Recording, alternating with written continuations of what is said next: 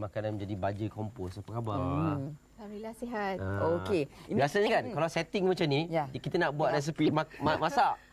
Tidak, ni tidak. Nampak ada biskut lah, bawang lah segala. Ni apa, roti jala? Roti jala. Roti jala raya hari tu. Bahan kompos.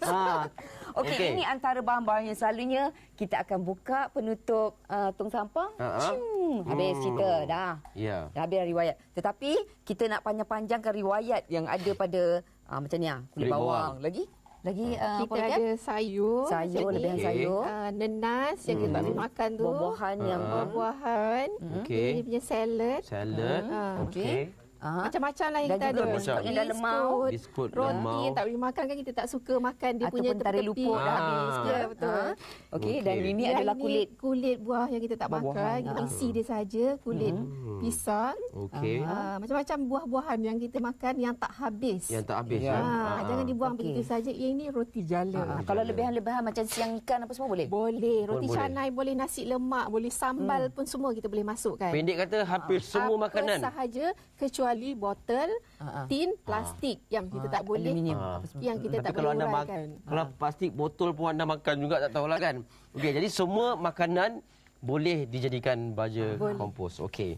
Jadi nak ceritakan bagaimana tata cara dia untuk menghasilkan baja kompos ni. Hari ini saya nak kongsikan bagaimana kita boleh transformkan, jadikan bahan buangan kita ni menjadi satu benda yang sangat bermanfaat kepada kita semula lah. Dan kita boleh menghasilkannya dengan mudah sahaja. Bukan kita yang orang dewasa, kanak-kanak boleh buat, pembantu rumah kita boleh buat, siapa sahaja asalkan kita mahu. Apa yang kita perlukan? Kita hanya perlukan kontainer begini yang ada, pastikan dia ada pipe. Oh, dia kena ada kepala pipe. Nanti saya beritahu kenapa kita perlukan itu. Dan kita perlukan penapis ataupun kita panggil dia strainer lah. Ini mudah je, senang kita nak cari kat mana-mana kan. Okey. Kalau kat rumah kita memang ada tong ni yang buat air, bancuh air sirap biasanya kan, buat kenduri. Okey, kita gunakan je. Kita masukkan kita punya strainer ni, tapis ni. Dan kita perlukan senduk untuk nanti nak ambil senduk yang ni, dan juga kita nak padatkan dia. Dan apa yang penting selain daripada sisa buangan ni, kita perlukan dia punya catalyst ataupun bahan yang boleh mempercepatkan pemangkin. Tapi ini pun organik juga. Memang tak pakai chemical langsung. Okey, dalam ni dia ada bakteria yang membantu untuk mempercepatkan proses pengkomposan. Ini boleh beli di mana? Ada dijual di pasaran. Sekarang memang ada dijual lah. Ada sebut apa ni tadi? Apa tadi? Catalyst. Biocatalyst. Biocatalyst. Baunya pun semerbak, tapi apa kita tapi kita biasa demi alam sekitar. Demi alam sekitar. Tapi kita biasa pun bau ni kalau dekat tempat orang buat makanan, kuih ke roti ke, sebenarnya inilah dia. Di antaranya yang dicampurkan. Sebab yang ini pun sebenarnya semuanya bahan-bahan yang boleh dimakan. Bukannya bahan kimia. Tidak ada kesan samping yang langsung pada kita. Okey, apa yang perlu kita buat? Boleh saya mulakan ke? Silakan. Memang kita nanti ni. Okey, sementara tu nak beritahu kepada penonton Malaysia hari ini, ini bukan resepi masakan. Ini adalah cara membikin baja kompos. Bila dah buat jangan hidang Tiba-tiba duk catik secukup rasa ini sebagainya. Kita boleh buat di kawasan dapur kita sahaja. Tak perlulah kita nak bercantik-cantik sangat. Dekat dapur saja dengan kaedah yang paling mudah. Apa yang kita perlukan? Kita perlukan catalyst ni. Kita ambil satu senduk, buatkan dia punya basis dia dulu dekat di bawah ni. Kita buat dasar je, tuang sahaja ke atas ni. Sebab kita nak bakteria yang ada dalam ni akan ada di bawah sebagai dia punya foundation lah. Berapa banyak yang kita perlu gunakan? Kita buat satu senduk ni sahaja. Satu senduk sahaja. Sudah mencukupi. Lepas tu mungkin boleh kalau kita nampakkan sebab ini melindung. Nampak ya? Okey. Dia. Kemudian lepas tu kita boleh masukkan apa sahaja, tetapi kalau boleh kita dah kecilkan dia punya saiz. Janganlah terlalu besar sangat macam ni kan. Potong-potong lah. Potong-potong lah. Ini yang saya ambil contoh ni roti jala lah yang tak boleh dimakan ataupun minum pagi dah habis dalam lebihan dalam pinggan kita masukkan sahaja. Selalunya saya suka syorkan kita buat ni pada mula daripada sarapan pagi, apa sahaja sisa buangan kita tak habis terus buang. Lepas tu kita teruskan pula makan tengah hari. Apa yang kita masak macam bau kulit bawang dan sebagainya ni ataupun makan yang tak habis, sambal ke rendang ke apa, masukkan juga. Katalah kita makan ni pagi-pagi, kita buang.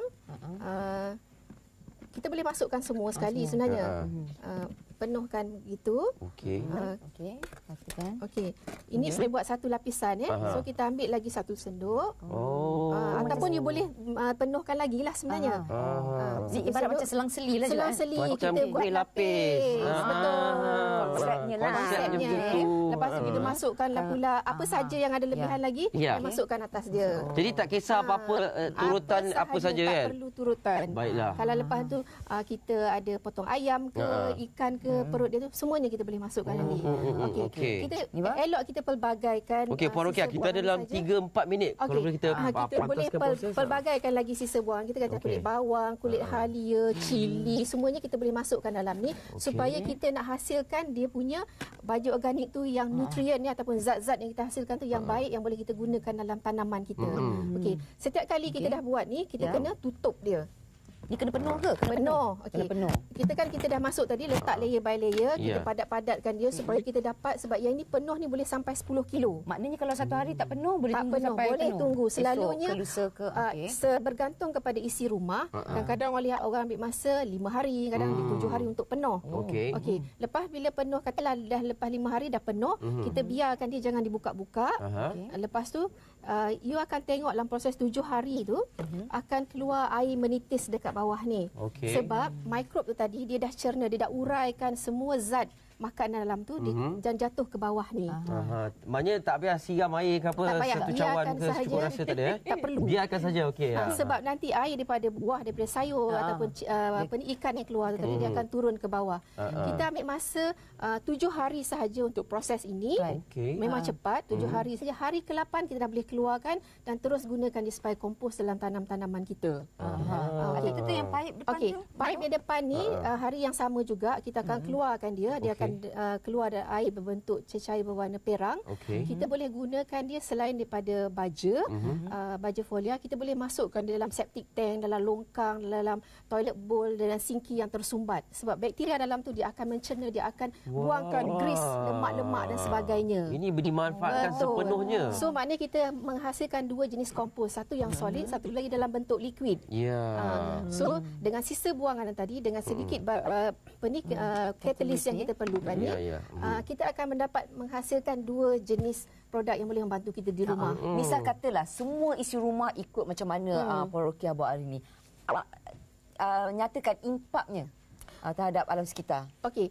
Saya rasa kalau kita boleh mengurangkan sekurang-kurangnya 10 kilo dalam masa 2 minggu, kalau setiap orang boleh buat begitu, saya ingat berapa peratus daripada sisa buangan dikumpulkan, sisa buangan makanan ni akan dapat membantu pelupusan sampah, tempat pelupusan sampah yang kata 45% tu tadi. Kan? Dulu orang nampak tin plastik sahaja yang boleh recycle, tapi ini pun boleh recycle dan kita boleh gunakan di rumah. Dan boleh diguna semula. Okey, saya ada satu soalan je. Bila sebut tentang makanan-makanan yang makanan macam buah-buahan, sayur-sayuran tu okey. Dia macam ayam ke tepi ikan, terutamanya yang insang dan sebagainya kan, yang mengundang haiwan lah, macam-macam lagi. Jadi macam mana untuk memastikan itu tidak berlaku? Okey, yang bagusnya pasal bakteria atau catalyst yang kita gunakan ni, dia ada satu bakteria yang sebenarnya dia akan makan, dia akan rencatkan proses bakteria yang berbahaya tu tadilah, yang akan mengeluarkan gas amonia, hidrogen sulfide, itu sebenarnya attract flies to datang. Tapi dengan ada benda ni, benda tu akan jadi odorless. Jadi tak adalah ulat-ulat tiba-tiba pun tu tak ada. Wow. Maknanya kalau tutup ni tutup betul ni. Kena tutup Jangan renggang langsung. Okey. Baiklah. Banyak ilmu kita peroleh. Banyak sekali hari ni. Kita nak cerita panjang tapi itulah masa. Tapi dalam masa yang singkat ni boleh diterangkan dengan sebegitu teliti. Terima kasih banyak-banyak Puan Rokia. Terima kasih banyak-banyak. Jadi semua ni boleh dibeli dan diperolehi di rumah. Termasuklah perkakasan ni boleh dibeli, memang ada jual. Ni pun ada catalyst ni ada jual ya. Kalau ke kedai tanya sebut apa catalyst ya? Biocatalyst. Ataupun boleh tanyalah juga terus dengan saya kat mana nak dapatkan. Okey. Terima kasih banyak-banyak Puan Rokia Hassan yang menunjukkan kita cara untuk membuat baja kompos ini. Baja kompos.